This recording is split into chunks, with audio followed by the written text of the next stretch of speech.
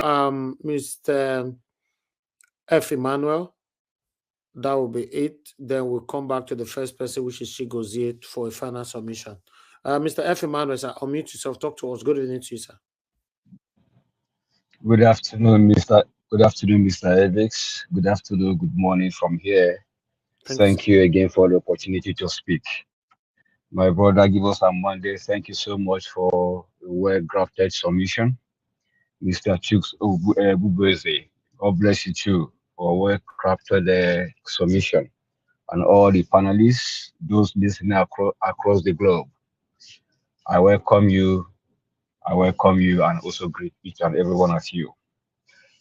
Well, the previous speakers, they really spoke in my mind in so many areas. So whatever I'm going to say now is going to be just an addition. First of all, it's unfortunate that we find ourselves in this kind of chaotic situation, that people knows the truth and they refuse to say the truth.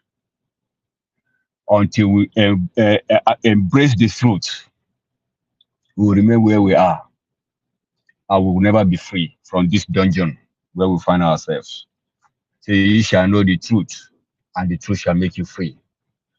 Because a lot of us, because of stomach infrastructure or what we are benefiting from the so-called illegal government, we have refused to say the truth. We have refused the truth, and we find ourselves where we are today. People of integrity, people that we saw or we have seen in different fora that supposedly have, a little kind of integrity that you can say, oh, you trust A, B, C. We do well, we say the truth. But because of Naira and Kobo, they decided to bury their conscience in 6 feet. It's unfortunate, really unfortunate. I want to say something with respect to this government. I know we have seen some what's it called? Some videos that have been shared in the social media, and Mr. Heavis have shared some videos.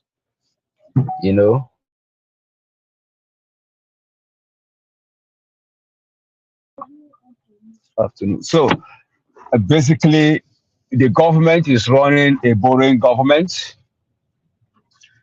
borrow and share, and bloat the cabinet.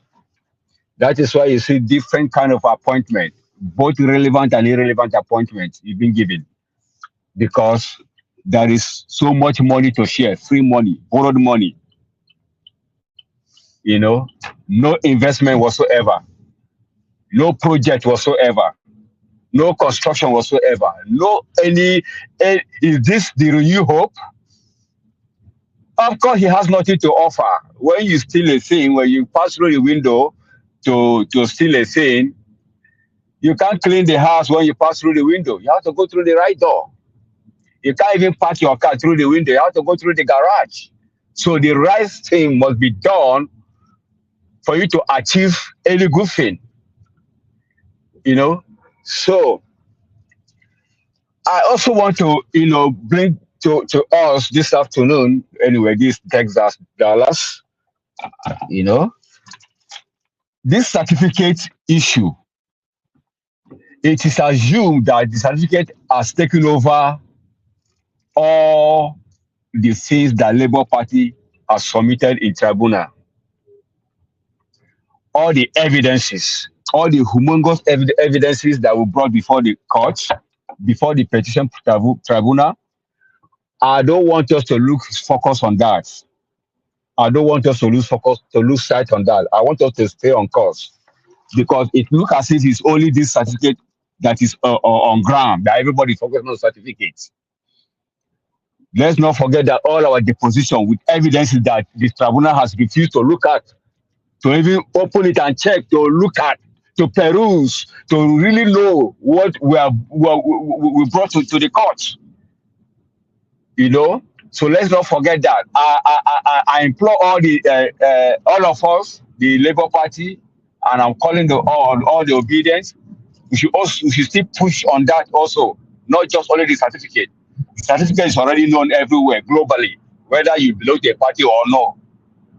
At least let's stay on course of what we have seen during the election, all the evidences we brought to the courts. Let's keep pushing that also. You know, the US has helped us dealt, the US seriously have helped us dealt with the issue of the certificate to an extent. So let's remain on course as Labour Party and well-meaning Nigerians. That's that. Another thing I also want to contribute is, where is Sowore? Where is Rabiu Kwankwaso? And are they not also part of the presidency in ballot? I don't know. I don't know why for the seat of presidency also. Why are they not speaking about this certificate saga? Why are they not speaking about this wasteful spending by the government? If they really have people in mind, if they're really patriotic indeed, if they're really patriotic Nigerians, and they know that they want to govern this country, and situations as arose that will find ourselves in this mess, and they're not talking. They're not even saying anything. They're not even acting that they didn't fight for this position before. So is that how patriotic they are, that they will see evil and keep quiet? So whether you wanted to rule this country, but unfortunately it didn't get to you. It was stolen. Kwankwaso, you also want to rule this country, but unfortunately for you, it was also stolen. Are you going to close your eye on this certificate saga? Speak. You have a PhD. Kwankwaso, you have a PhD. Speak.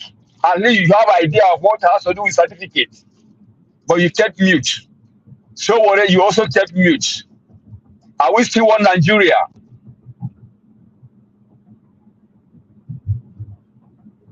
How are the mighty falling? Keeping silent is assumed that you are in support of the illegality that is taking place in the country. That's what it means. Look at the dollar. Our naira is going down day by day. It's decaying day by day. There's no production. It's not even competing with any African currency. What about the ECOWAS? Why are they not speaking about the certificate saga? Why haven't they asked this man to step down from being the ECOWAS chairman or ECOWAS leader? What has become the African people? What is happening? Why is it that it's only few of us that is talking? It's time for this ECOWAS to sack this man, to tell him to step down. Let him go and sort out himself. But they all kept mute. Let me tell the line of my brother I just spoke lastly. Say, arise. That is our national anthem. For those of us that are patriotic Nigerians, the time has come to arise. So arise, oh compatriots. If you're a patriotic Nigeria, this is the time to arise. Nigeria is calling you. The time to obey the Nigerian call is now. Our nation is going down the drain. Arise, oh compatriots, Nigerians, arise. The time is now. Obey this call. If you have ever sung the national anthem, this is not party, this is not tribe, this is not religion, this is not ethnicity. The time to arise is now.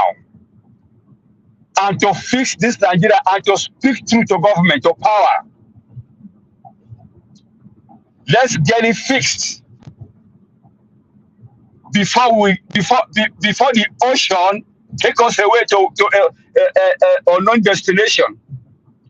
Please, all the patriotic Nigerian, this is the time to speak. This is the time to do the needful. Israel has shown us the way to go. Few African countries, they also shown us the way to go. I have not seen any nation or any community that is in the mess and fold their hands. Any community or any nation that arose for any situation, they always have a result. Please, Nigerians, the time is now. We don't have any other country. Our country is one of the best countries in Africa. Let's rebuild our nation. Let's ensure that this illegality is out of the way. Please, I beg of you. It's Nigeria that is calling you. Remember our national anthems. Arise, O compatriots. Nigeria is calling you. It's calling me. It's calling us. All of us in the diaspora. All of us across the globe. The time is now. Let's get it fixed. Nobody's going to fix our home for us. We are far away enjoying the dividends of democracy in other countries, far countries. And our home is being bastardized. It's being messed up.